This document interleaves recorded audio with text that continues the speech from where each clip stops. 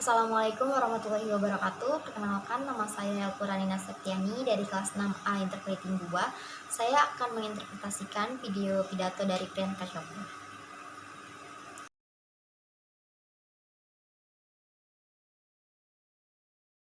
Good afternoon, and thank you, and wow, I am so privileged and so honored to be sharing this afternoon with all of you and these incredibly amazing women that are being honored today. Selamat sore dan terima kasih. Wow, saya sangat bangga dan merasa terhormat dan tersanjung bisa berbagi sore hari ini dengan kalian semua dan wanita luar biasa yang dihormati hari ini. I'd like to extend my congratulations to each one of you, Octavia, Michelle, Kelly, Patty, and all 50 women that have been included in the Impact Report.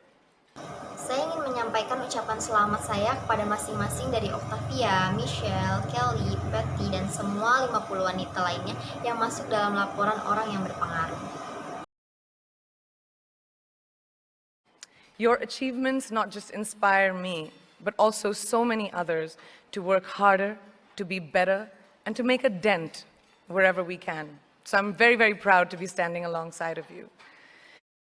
Prestasi kalian tidak hanya menginspirasi saya, tapi juga begitu banyak orang lain untuk bekerja lebih keras, menjadi lebih baik, dan membawa pengaruh dimanapun kita bisa. Jadi saya sangat bangga berdiri di samping kalian. So in life, there are moments when you stop and ask yourself, how did I get here? Like, why am I standing here? Well, this is definitely one of those moments for me. Jadi dalam hidup kalian semua tahu, ada saat-saat ketika Anda berhenti sejenak bertanya pada diri sendiri, bagaimana saya bisa berada di sini? Seperti, mengapa saya berdiri di sini? Nah, tentu saja ini salah satu momen yang saya rasakan pada saat ini. And I find myself going back to the beginning, back to my roots. I was born to incredible parents, amazing parents who served as doctors in the Indian Army. Dan saya menemukan diri saya. Kembali ke awal, saya dilahirkan dari orang tua yang luar biasa, orang tua luar biasa yang bertugas sebagai dokter di Angkatan Darat India. I was the firstborn, and as far back as I can remember, I made my parents very proud and happy 99% of the time. Okay, slight exaggerations of personal achievements are allowed from time to time, don't you think? Saya adalah anak pertama yang lahir dan sejauh yang saya ingat, saya membuat orang tua saya sangat bangga dan bahagia 99% pada saat itu. Pencapaian dapat berubah dari waktu ke waktu, bukankah begitu? My brother was born a few years later, and even then, nothing changed for me. Adik laki-laki saya lahir beberapa tahun kemudian, pada saat itu tidak ada yang berubah bagi saya. We were both given equal opportunities, and I want to emphasize this. I want to really emphasize this for you because I don't think a lot of people might understand that being equal might seem very normal. But where I come from, India, and a lot of developing countries around the world, more often than not, this is an exception. Kami berdua diberikan kesempatan yang sama dan saya ingin menekankan hal ini. Saya ingin benar-benar menekankan hal ini untuk kalian karena menurut saya banyak orang mungkin tidak mengerti bahwa kesetaraan terlihat sangat biasa. Tapi dari tempat di mana saya berasal yaitu India dan banyak orang lainnya, negara berkembang di seluruh dunia lebih sering daripada tidak. Ini merupakan pengecualian. It's actually a privilege.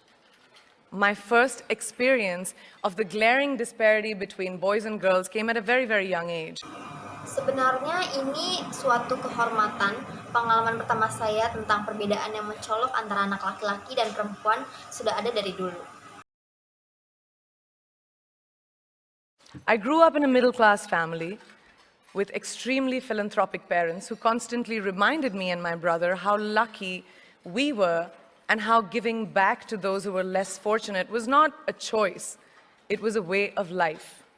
Saya tumbuh dari keluarga kelas menengah dengan orang tua yang sangat dermawan, yang terus-menerus mengingatkan tentang memberi kepada orang yang kurang beruntung, dan itu bukanlah sebuah pilihan, melainkan cara hidup.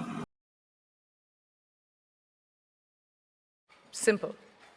I was 7 or 8 years old when my parents started taking me on these visits in a traveling clinic to developing communities around and villages around the city that we lived in called Bareilly. Sederhana, saya berusia 7 atau 8 tahun ketika orang tua saya mulai membawa saya berkunjung ke klinik berjalan untuk membangun komunitasnya di sekitar dan desa-desa sekitar tempat kami tinggal di Berlin. We were packed into this ambulance and my parents would provide free medical care to people who couldn't afford it.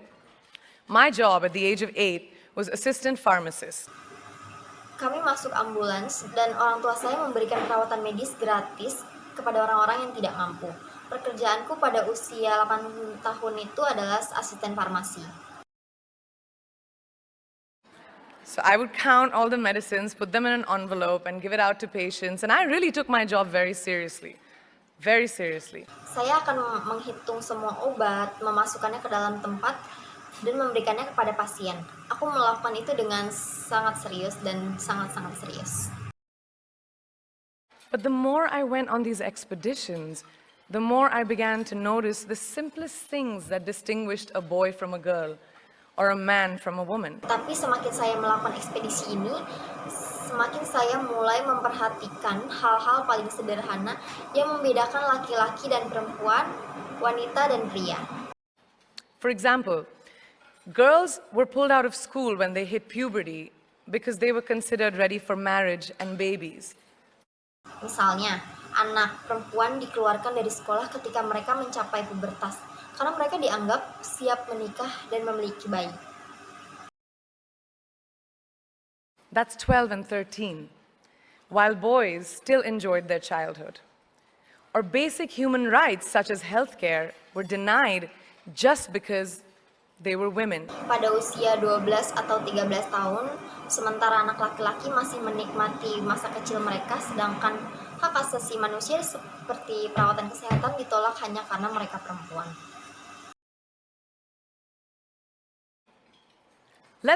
Let's call this whole experience trigger number 1 for me. Fast forward a few years and many, many triggers in between. Biarlah ini sebagai pengalaman pemicu pertama. Bagi saya, maju cepat beberapa tahun dan banyak pemicu di antaranya. Like a producer-director, for example, early on in my career, I must have been about 18 or 19, telling me that if I didn't agree to the ridiculous terms or painfully low salary in his movie, that he would just replace me. Seperti seorang sutradara produser misalnya. Di awal karir saya, saat saya berusia 18 atau 19 tahun, mengatakan kepada saya bahwa jika saya tidak setuju dengan persyaratan yang konyol atau gaji yang sangat rendah dalam filmnya, dia akan menggantikan saya.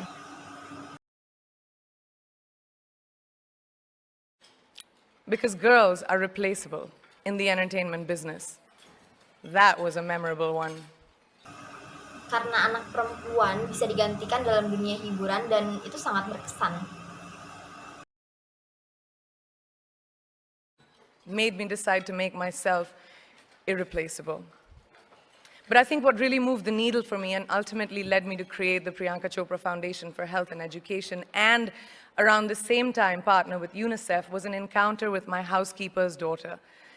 Membuat saya memutuskan untuk menjadi diri saya tak tergantikan. Tapi apa yang saya pikirkan dan akhirnya menuntun saya untuk membuat Yayasan Priyanka Chopra untuk kesehatan dan pendidikan.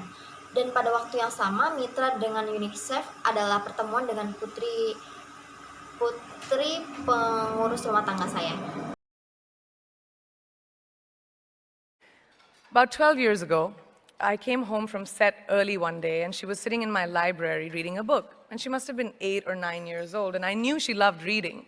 Sekitar 12 tahun yang lalu, saya pulang lebih awal. Pada suatu hari, dia sedang duduk di perpustakaanku membaca buku dan dia sekitar 9 tahun dan saya tahu dia suka membaca.